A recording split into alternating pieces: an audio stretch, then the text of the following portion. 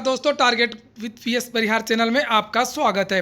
इस चैनल के माध्यम से आप लोगों को विद्यार्थी जीवन से संबंधित सभी सूचनाएं प्रदान की जाती हैं। उसी क्रम में आज की इस वीडियो में हम लोग बात करेंगे यूपी ट्रिपल एससी पीईटी परीक्षा की, उसके बाद में हम लोग बात करेंगे टीजीटी परीक्षा की और लास्ट में हम लोग बात करने वाले हैं सीटेट नोटिफिकेशन की। तो वीडियो को जल्दी से लाइक कर दें, शेयर कर दें। जिन छात्रों ने चैनल को अभी भी सब्सक्राइब ना किया हो जल्दी से सब्सक्राइब कर लें ताकि आप लोगों को भी इसी तरीके के ऑथेंटिक अपडेट सबसे पहले मिलती रहे। आगे बढ़ने से पहले एक और सूचना कि अगर आप लोग एसएससी कांस्टेबल जीडी भर्ती की तैयारी कर रहे हैं, जो 25,000 पदों पर जिसका विज्ञापन निकला हुआ था, तो आप लोग जो है ये चक्षु प्रकाशन की पुस्तक ले सकते हैं। ये संपूर्ण गाइड है। जिस तरीके से एसएससी कांस्टेबल जीडी में प्रश्न पूछे जाते हैं बिल्कुल उसी पैटर्न पर यह पुस्तक तैयार की गई है, जिसमें समान बुद्धिमत्ता, तर्क शक्ति, समान ज्ञान, समान जानकारी, प्रारंभिक गणित के 2800 से ज़्यादा बहुविकल्पीय प्रश्न है और साथ ही इस पुस्तक में 2 सॉल्व पेपर भी दिए हुए हैं और इन प्रश्नों की यहाँ पर इस पुस्तक में उचित व्याख्या, संपूर्ण व्याख्या भी दी हुई है। किसी भी कापी किताबों की दुकानों में आपको ये पुस्तक देखने को मिल जाएगी और अगर आप लोग ऑनलाइन मंगवाना चाहते हैं तो उसकी जो लिंक है मैंने डिस्क्रिप्शन बॉक्स में दे दी है। एक बात और बता दूं कि अगर आप लोग केवल प्रैक्टिस सेट लेना चाहते हैं, सॉल्व पेपर लेना चाहते हैं, तो उसकी भी पुस्तक चक्षु प्रकाशन की उपलब्ध है। ये देख सकते हैं, ये पुस्तक है जिसमें 20 से ज़्यादा प्रैक्टिस सेट है और 8 सॉल्व पेपर भी हैं। तो ये पुस्तक भी आपको सभी कापी किताबों की दुकानों में मिल जाएगी। चलिए शुरू करते हैं आज की सूचना को। सबसे पहले सूचना यूपी ट्रिपल एससी मीटिंग समाप्त पीटी की। मैंने आप लोगों को 2 दिन पहले एक वीडियो बनाया था जिसमें आप लोगों से बताया था कि सोमवार या मंगलवार को निर्णय ले लिया जाएगा कि ये जो परीक्षा है 24 तारीख को वो हो पाएगी या नहीं हो पाएगी। क्योंकि बहुत सारे विद्यार्थियों ने फैक्स किया था मुख्यमंत्री को, मुख्यमंत्री ने भी निर्देश दिए थे कि इस पर उचित निर्णय लिया जाए जो संभव हो, और बहुत सारे विद्यार्थियों ने इसके लिए ट्विटर अभियान भी चलाया था। चूँकि 24 तारीख को इग्नू की परीक्षा थी, 24 तारीख को लखनऊ यूनिवर्सिटी की परीक्षा थी, 24 तारीख को नेट की परीक्षा थी और 24 तारीख को सबसे मुख्य परीक्षा जो है पीईटी के साथ में सीजीएल एसएससी की थी। 19 लाख विद्यार्थियों ने एसएससी सीजीएल के लिए आवेदन किया है और लगभग 21 लाख विद्यार्थी आपके पीईटी में हैं। तो एसएससी सीजीएल भी अति महत्वपूर्ण परीक्षा है और पीईटी भी अति महत्वपूर्ण परीक्षा है। तो शासन के निर्देश के अनुसार आज एक मीटिंग हुई थी और उसमें निर्णय लिया गया है कि पीईटी जो है वो 24 तारीख को ही होगी। इसमें कोई भी बदलाव नहीं किया जाएगा। किसी और जो तारीख में अगर बदलाव किया जाता तो उससे परीक्षा लेट हो जाती, फिर जो पूरा कैलेंडर है वो गड़बड़ हो जाता। क्योंकि पहले ही 2 बार already UP triple SC PET की तारीखों में बदलाव कर चुका है और मैं पहले भी बता चुका हूं कि शासन की प्राथमिकता है और यूपी ट्रिपल एससी की प्राथमिकता है किसी तरीके से पीईटी का जो आयोजन है वो जल्द से जल्द करवा लिया जाए और पीईटी के बाद में कम से कम 1 या 2 भर्तियाँ जो है तत्काल निकाली जाए अक्टूबर या नवंबर के महीने में। और पहले तो आपकी आएगी लेखपाल, उसके बाद में फिर जूनियर असिस्टेंट इत्यादि की, वो तो मार्च में है। तो विद्यार्थियों की दुविधा समाप्त हो गई है। पेपर अब आपका 24 तारीख को है और इसी का इंतजार था।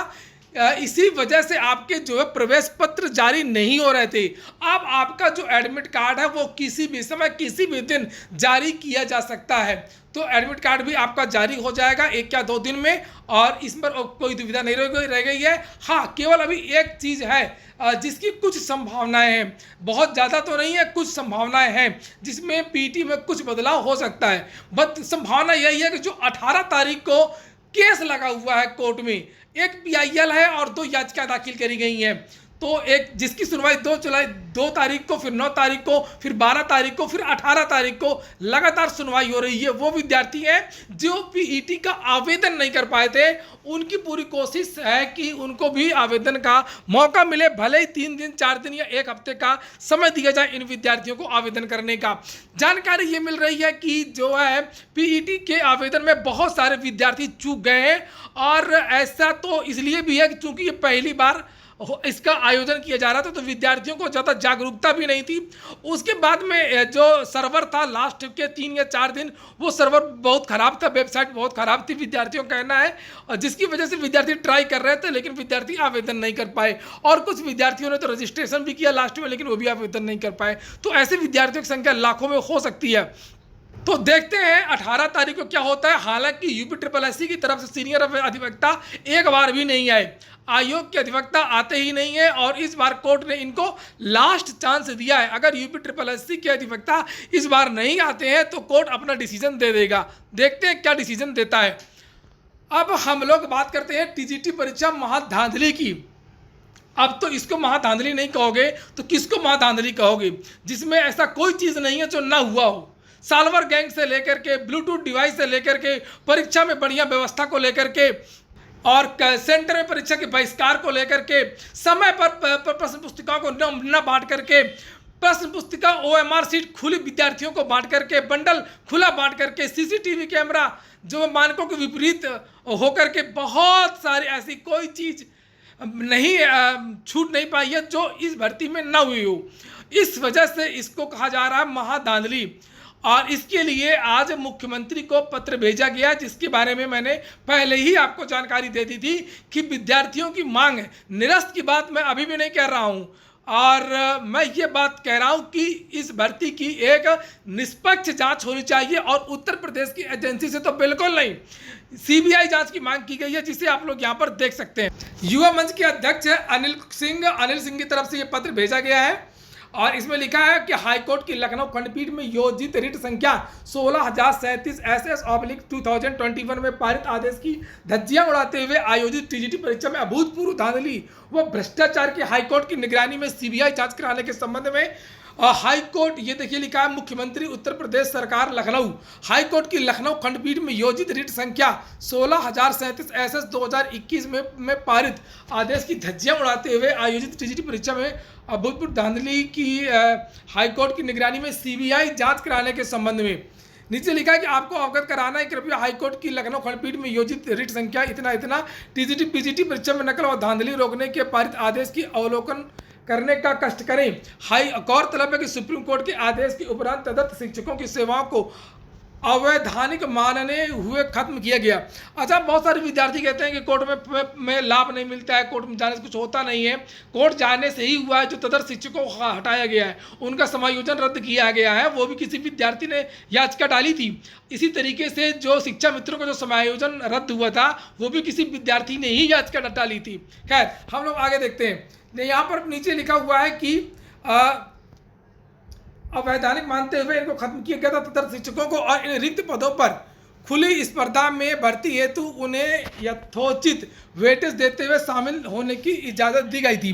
लेकिन जिस तरीके से प्रबंधकों, चयन बोर्ड व विभागीय अधिकारियों की मिलीभगत से तदर्थ शिक्षकों को नियमाविरुद्ध तैनाती की गई थी, उसी तरह उक्त परीक्षा में नकल और धांधली कराने के मकसद से पूर्व में आयोजित मंडल मुख्यालय में परीक्षा केंद्र के बजाय नियम विरुद्ध जिला वाइज परीक्षा केंद्र बनाए गए। यहाँ तक कि ऐसे परीक्षा केंद्र बना दिए गए जिनमें तदर्थ शिक्षक परीक्षा में शामिल हो रहे थे और धांधली की प्रबल आशंका के मद्देनजर छात्रों द्वारा हाईकोर्ट में याचिका दायर की गई थी। हाईकोर्ट ने कहा था कि CCTV कैमरे लगाए जाए और नकल व धांधली रोकने के पुख्ता इंतजाम करने के आदेश दिए थे। लेकिन इस आदेश की धज्जियां उड़ाते हुए प्रदेश भर के सैकड़ों स्कूलों में खासकर तब मानक के विपरीत परीक्षा केंद्रों में बड़े पैमाने पर नकल और धांधली हुई। अम्बेडकर नगर के किसान इंटरमीडिएट कॉलेज में प्रश्न पत्रों का बंडल खुला पाए जाने तथा मोटी रकम लेकर के एक कमरे में सामूहिक नकल कराने के आरोप में हुए हंगामे के बाद 600 छात्रों ने परीक्षा का बहिष्कार कर दिया। ऐसे में उत्तर प्रदेश में पहली बार हुआ। इतना ही नहीं, इसी तरह पुलिस द्वारा प्रदेश की विभिन्न जिलों में बड़े पैमाने पर सालोनों को भी पकड़ा गया। लेकिन पुलिस की गिरफ्त में इस धांधली में संलिप्त वास्तविक संख्या के सापेक्ष बेहद कम है। धांधली के संबंध में प्रदेश की मीडिया रिपोर्ट्स भी हैं और ये तमाम साथ आपको संलग्न किए जा रहे हैं, संलग्न कर दिए गए साक्ष्य। और इस आपके संज्ञान में यह भी लाते कि अम्बेडकर नगर के जिलाधिकारी द्वारा TGT परीक्षा की पुनर्परीक्षा कराने की संस्तुति भी की गई है। ऐसे में इस परीक्षा में हुई भारी धांधली से युवाओं में रोष व्याप्त है और सभी प्रतियोगियों का मानना है कि हमारी तैयारी है तो हम दोबारा भी परीक्षा देने को तैयार। हाँ, मैं आपको और बता दूं कि यही एक ऐसी परीक्षा है जिसमें 90% विद्यार्थियों का मानना है कि परीक्षा रद्द होनी चाहिए। अब आप कहेंगे कि ये आंकड़ा कैसे आया था? आप मेरे वीडियोज को कमेंट देख लें। कम्युनिटी में मैंने खुद सर्वे कराया जिसमें 33-34 हज़ार विद्यार्थियों ने उस सर्वे में भाग लिया और वोट दिया है, जिनमें से 85% विद्यार्थी कह रहे हैं कि तुरंत परीक्षा होनी चाहिए, 5% विद्यार्थी कह रहे हैं कि जांच होनी चाहिए, 10% विद्यार्थी कह रहे हैं कि कुछ नहीं। तो लगभग 90% जो विद्यार्थी हैं वो इसका विरोध कर रहे हैं। नीचे यहाँ पर लिखा है कि अतः आपसे अनुरोध है कि TGT परीक्षा में अभूतपूर्व धांधली भ्रष्टाचार की माननीय हाईकोर्ट की निगरानी में समयबद्ध इसकी CBI जांच कराई जाए। धांधली में संलिप्त दोषियों को कठोर से कठोर सजा दिलाई जाए। पेपर लीक व धांधली के आरोपों की पुष्टि पर जांच की रिपोर्ट संस्तुत के तदनुरूप छात्र हित में उचित कार्रवाई की जाए, अन्यथा धांधली के इस प्रकरण को न्यायालय में ले जाना छात्रों की बाध्यता होगी। भर्ती न्यायिक प्रक्रिया में उलझ सकती है, जिससे इसमें अनावश्यक रूप से देरी हो। तो विद्यार्थियों का भी ये मानना है, युवा मंच का भी ये मानना है कि जो न्यायालय में से पहले अगर सरकार ये बात मान जाती है, इसके जांच के आदेश दे देती है, तो न्यायालय जाने की कोई आवश्यकता नहीं होगी। क्योंकि न्यायालय में हम लोग जानते हैं 69,000 शिक्षक भर्ती और अन्य शिक्षक भर्ती में क्या हुआ मामला, भले ही कोई भी आदेश आए लेकिन समय बहुत लग जाता है। इसलिए पूरी कोशिश ये है कि सरकार इसको खुद संज्ञान में ले और इस भर्ती की जाँच के आदेश दे। वहीं पर CD के बारे में भी यहाँ लिखा हुआ है कि न्यायालय के आदेशानुसार सभी परीक्षा केंद्रों के कक्षा फार CCTV कि CD कैसेट्स को भी जांच के दायरे में रखा जाए, जो जांच हो। छात्रों का कहना है कि सर्वाधिक परीक्षा केंद्रों पर बुकलेट खुले हुए थे, जबकि बुकलेट परीक्षा कक्ष में ही खोले जाने थे। छात्रों के विरोध करने पर परीक्षा से वंचित करने की धमकी भी दी गई थी, जिससे विद्यार्थी शांत हो गए और परीक्षा जो वो समय भी नहीं करवाई गई। तो अगली सूचना सीटेट नोटिफिकेशन की है। समाचार पत्रों के माध्यम से जानकारी दी गई है कि इसी महीने लास्ट में अगस्त में सीटेट का जो नोटिफिकेशन है वो जारी हो सकता है। इसमें लिखा हुआ है कि मीडिया रिपोर्ट्स की माने तो अगस्त के अंतिम सप्ताह तक नोटिफिकेशन जारी हो जाएगा और आवेदन प्रक्रिया शुरू कर दी जाएगी। वहीं सितंबर के अंतिम सप्ताह तक चलेगी आवेदन की प्रक्रिया। इसके अलावा अक्टूबर के अंतिम सप्ताह में परीक्षा के लिए करेक्शन विंडो खोल दी जाएगी। इसके बाद दिसंबर और जनवरी के महीने में परीक्षा का आयोजन किया जाएगा और जो वेबसाइट है वहाँ पर विद्यार्थी विजिट करते रहें ctet.nhc.in।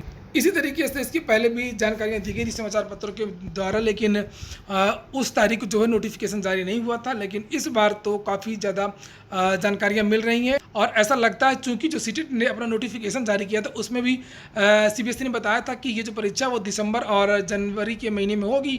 और जब भी सीटेट की जो परीक्षा होती है उसके लगभग 4 महीने पहले इस भर्ती का जो है विज्ञापन जारी हो जाता है। तो उम्मीद है कि अगस्त के लास्ट में इसका जो विज्ञापन है वो जारी हो सकता है। ये हो गया आज का वीडियो अगर आपको अच्छा लगा हो तो लाइक कर दें। जिन छात्रों ने चैनल को सब्सक्राइब न किया सब्सक्राइब कर लें। पूरा वीडियो सुनने के लिए बहुत बहुत धन्यवाद।